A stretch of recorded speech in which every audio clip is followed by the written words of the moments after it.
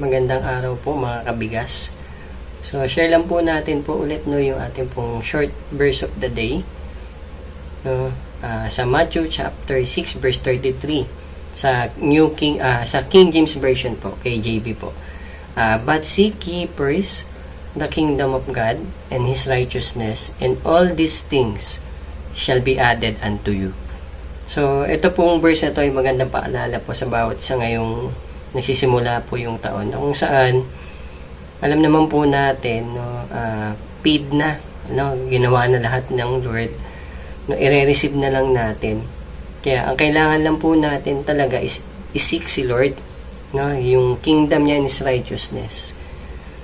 So binayaran na ni Lord, i-claim na lang natin. So sana this year hindi siya maging unclaim, kundi maklaim natin.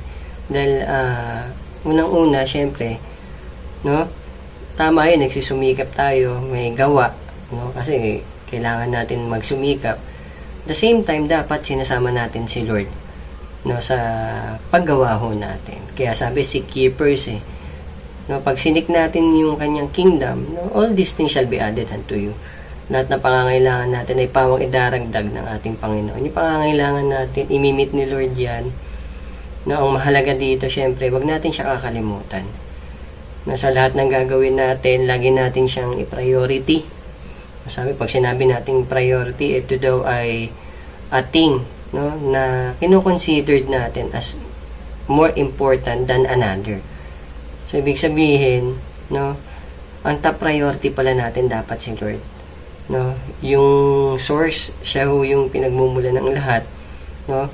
Yung mga resources, yun ay pangalawa na lang. Kasi instrument yan ni Lord to bless us. Pero ang pinaka-source po, walang ibang ating Panginoon. Kaya this year, i-priority natin siya. Ibalik natin yung init sa paglilingkod, yung prayer life natin, ibalik natin.